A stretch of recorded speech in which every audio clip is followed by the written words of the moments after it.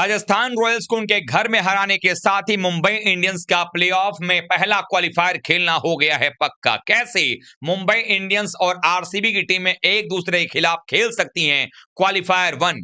किस तरीके से मुंबई इंडियंस के जीत से पलट गई है पूरी की पूरी बाजी और रातों रात प्लेऑफ के समीकरण में आ गया है बड़ा भूचाल। आखिरकार अब कौन सी वो एक टीम होगी जो टॉप 4 से हो जाएगी बाहर, कौन सी टीम टॉप 4 में अपनी जगह बनाएगी और क्या मुंबई और आरसीबी की टीम को कोई टॉप 2 में बने रहने से चुनौती दे पाएगा, ये सब कुछ हम आपको इस वीडियो में बताएंगे। वीडियो पूरा देखिएगा, पसंद आए तो लाइक कीजिएगा, शेयर करिएगा दोस्तों में, और चैनल पर पहली बार आए हैं तो क्रिकेट रोस्ट की फैमिली में सब्सक्राइब का बटन दबा करके अभी शामिल हो जाएगा। चलिए वीडियो को शुरू करते हैं।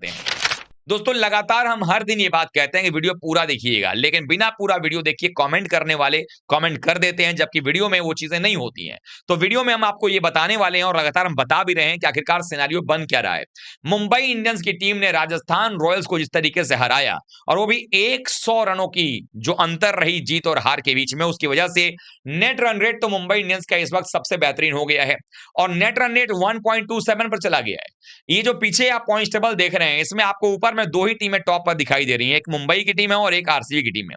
आरसीबी की टीम भी कलेक्टिव खेल रही है तो 14 अंक लेकर बैठी हुई थी नंबर 1 पर। मुंबई इंडियंस पहले 5 मैच में 4 मैच हार जाती है, लगता है कि शायद बाहर हो जाएगी, लेकिन जिस तरीके से वापस में लगातार 6 जीत मिली है मुंबई इंडियंस को, उससे उन्होंने अपने आप को 14 अंकों पर पहुंचा दिया है। और जिस तरीके से दोनों टीमें खेल रही हैं, दोनों टीमों का प्लेऑफ में क्वालिफायर 1 खेलना लगभग मेरी नजर में पक्का लग रहा है।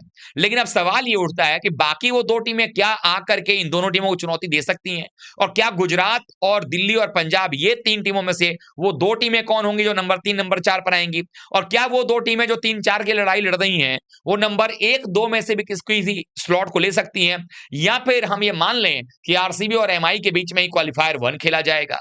ये वो सवाल है जिसका जवाब आपको इस वीडियो में आज मिलने वाला है।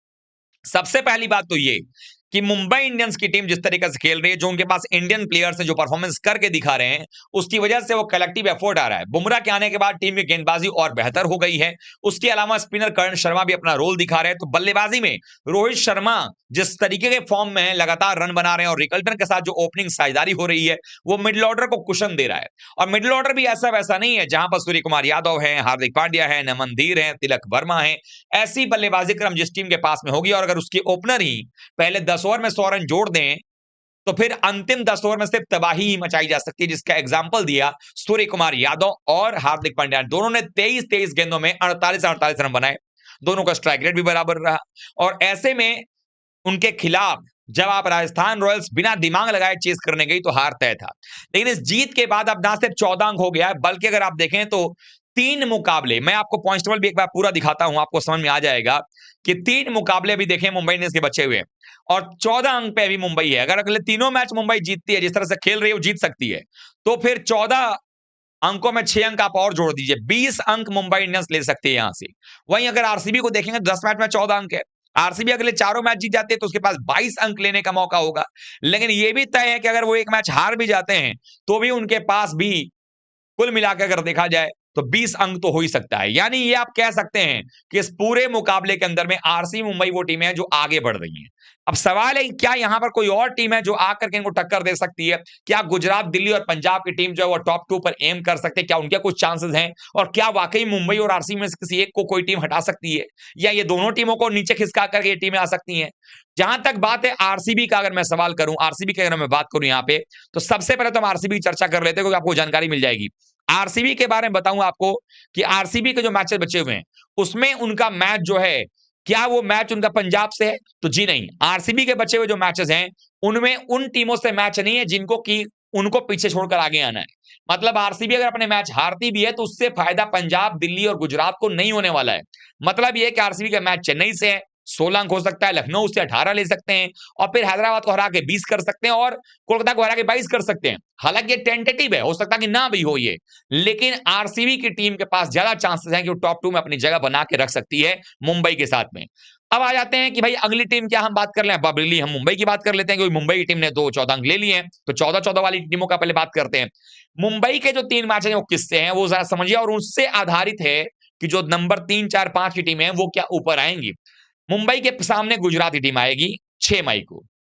अब आप जरा सोचें, गुजरात की टीम जब मैच वहां पर खेलने जाएगी, पहली बात तो उनका मैच हैदराबाद से भी है, अब हैदराबाद वाले मैच की अगर मैं बात करूं, वहां पर जीटी को जीतना पड़ेगा। अगर जीटी जीतती और मैं मान के चलता हूं जीटी जीत गई तो उसके पास में भी हो जाएगा 10 मैच में 14 अंक।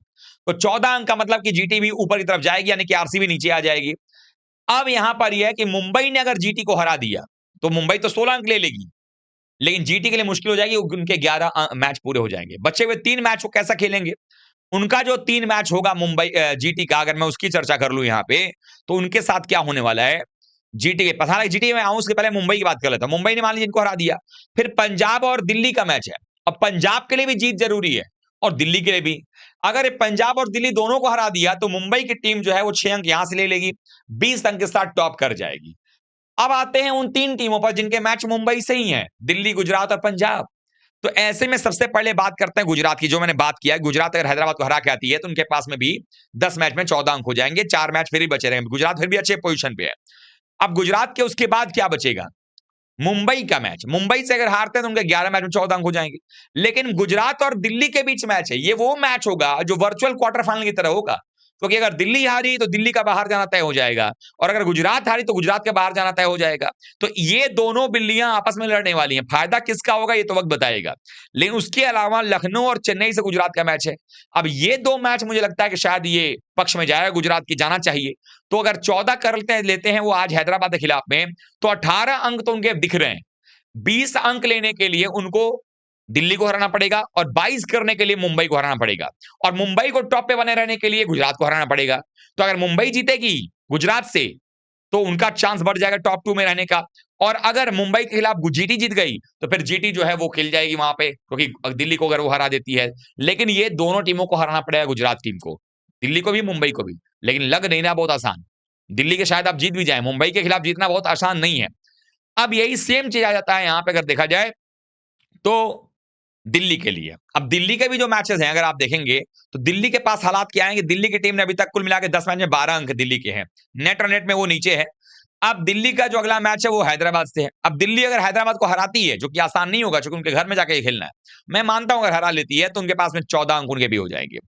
फिर पंजाब से मैच है, और मैं बार बार बोल रहा हूं जैसे गुजरात और दिल्ली का मैच था वैसे पंजाब और दिल्ली का मैच भी जो है ना बड़ा अलग तरीके का होगा, क्योंकि अगर आप देखेंगे तो पंजाब और दिल्ली का मैच होगा, उसमें दिल्ली जीती तो चांस बनेगा, पंजाब जीत गई पंजाब आगे निकल जाएगी, दिल्ली बाहर।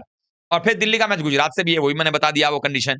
फिर दिल्ली का मैच मुंबई से भी है, और हम ये मान के चल रहे हैं कि मुंबई जिस फॉर्म में चल रही है वानखेड़े के अपने घर में तो और मजबूत हो जाती है, वहां पर क्या दिल्ली हरा पाएगी?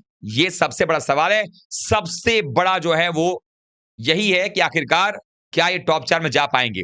अब आ जाता है इस बात पे कि आखिरकार जो टीम बची हुई है, दिल्ली की हो गई, गुजरात की हो गई, मुंबई की हो गई, हम पंजाब की बात कर लेते हैं। पंजाब के पास अगर आप देखें तो उनके पास एक एडवांटेज है कि 13 अंक उनके पास में है। अब उनके 13 अंक कितने मैच के अंदर है? पंजाब 10 मैच में 13 अंक है। अब पंजाब का जो मुकाबला होगा, मान लीजिए पंजाब लखनऊ को हराती है तो 15 हो जाएगा, दिल्ली को हराएगी तो 17 हो जाएगा, और दिल्ली ने अगर मान लीजिए पंजाब को हरा दिया तो 15 पर रह जाएंगे। फिर पंजाब को मुंबई को हराना पड़ेगा, अब मुंबई भी हरा देती है तो फिर 15 पे रह जाएंगे। अब आते हैं राजस्थान, तो राजस्थान को हराएंगे 17, यानी कि अगर ये दिल्ली और मुंबई दोनों से हार भी जाती है तो अगले 4 मैच में सिर्फ अगर 2 भी जीतती है तो पंजाब के पास 17 अंक लेने का पूरा मौका होगा। मतलब ये आप कह सकते हैं कि पंजाब वो टीम लग रही है जो कंफर्म लग रही है आरसीबी मुंबई के बाद क्वालिफाई करने के लिए, और चौथी टीम गुजरात लग रही है।